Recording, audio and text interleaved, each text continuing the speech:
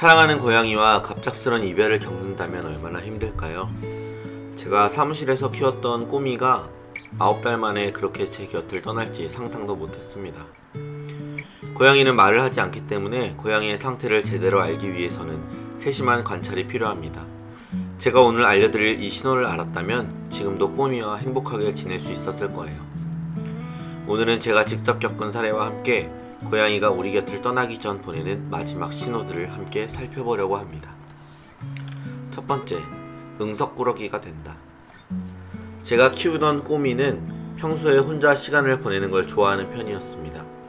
캣타워도 캣휠도 스크래쳐도 제가 볼 때는 사용하지 않고 제가 보지 않을 때만 사용하곤 했거든요. 하지만 어느 날부터 갑자기 제 무릎에 올라와 계속 몸을 비비며 애정을 표현하기 시작했어요. 당시에는 그것이 마지막 시간이라는 걸 몰랐죠. 꼬미는 심장질환으로 인해 죽음을 맞이하게 되었는데 이러한 행동은 자신의 안정을 찾으려는 시도였던 것 같아요. 두 번째, 입으로 호흡한다. 고양이가 입으로 숨을 쉬기 시작했다면 심각한 호흡기 질환이 있을 수 있습니다. 입으로 호흡을 하는 고양이는 일반적으로 폐렴이나 심부전 혹은 호흡에 문제가 있을 때만 구강호흡을 하거든요. 심부전의 경우 적절한 치료 없이 방치되면 치사율이 100%에 가까운 경우가 많습니다. 다행히 일부 고양이는 약물치료나 수술을 통해 회복되지만 전체적으로 회복률은 낮습니다. 고양이가 구강호흡을 한다면 당장 동물병원으로 데려가세요.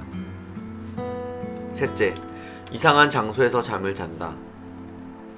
제 고양이 꼬미는 종종 사무실 간이침대 아래나 구석에서 잠을 자곤 했는데요.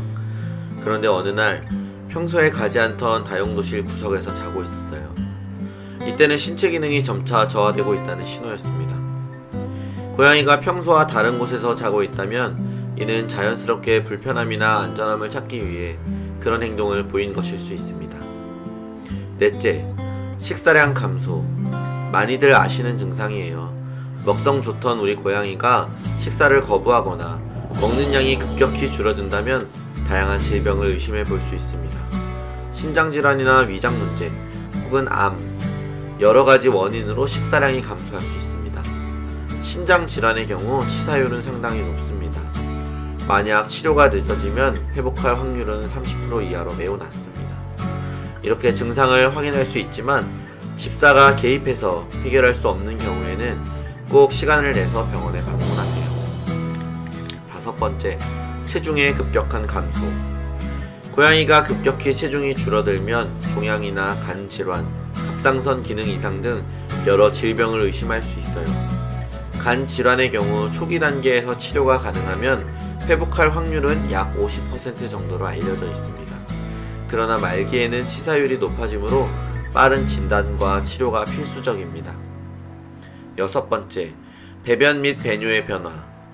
고양이가 평소보다 배변을 자주 시도하지만 아무것도 나오지 않는다면 요로 폐쇄나 신장 문제일 수 있습니다. 특히 신장질환이나 방광염은 고양이의 건강을 심각하게 위협할 수 있습니다. 신장질환에 의한 사망률은 매우 높으며 치료가 늦으면 80% 이상이 회복되지 않습니다.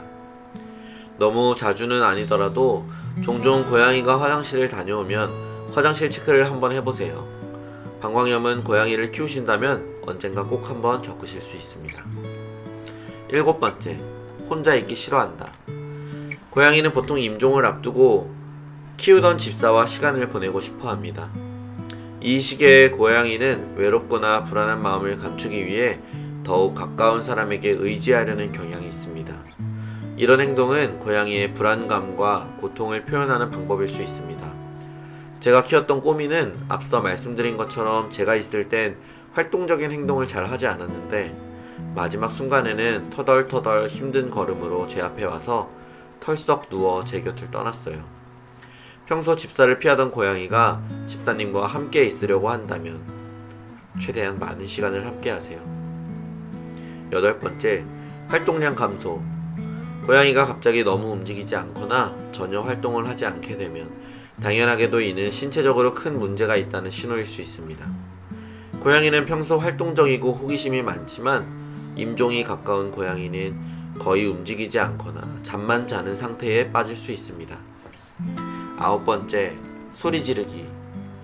고양이가 갑자기 자주 울거나 불안해하는 소리를 낸다면 이는 통증이나 불편함을 겪고 있다는 신호입니다. 평소와는 완전히 다른 소리여야 해요. 간혹 특이한 소리를 내는 고양이들이 있는데 이번 9번의 증상은 평소 그러지 않던 고양이의 이상한 소리 지르기입니다. 이러한 증상은 심한 통증이나 감각 이상이 있을 때 나타날 수 있습니다. 예를 들어 말기암이나 신경계 질환에 의한 통증이 있을 수 있습니다. 마지막 10번째, 시력이나 청각의 변화. 고양이가 자주 벽에 부딪히는 경우를 보신 적 있으신가요? 이는 감각 기능에 저하가 있을 수 있습니다. 노화로 인한 시력 및 청각 문제는 고양이에게 흔히 발생하지만 내 고양이가 나이가 많지 않은 고양이라면 심각한 뇌 질환이나 중추신경계 질환을 나타낼 수 있습니다. 저는 꼬미와 이별할 때 꼬미가 보내는 신호를 하나하나 이해하지 못한 것이 너무 미안하고 죄책감이 들었어요.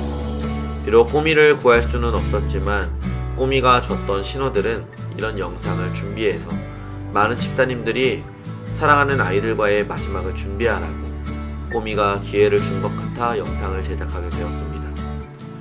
고양이와의 이별은 너무 슬프지만 마지막을 앞둔 고양이의 표현을 알고 마지막 순간을 함께 더 큰 사랑으로 보듬어 주는 것이 우리가 줄 수 있는 마지막 선물이라고 생각합니다. 오늘 영상을 통해 많은 집사님들이 고양이와의 마지막을 잘 준비하실 수 있었으면 좋겠습니다. 저도 오늘 꼬미 영상 한 번 더 보고 자야겠어요. 늘 행복하세요. 감사합니다.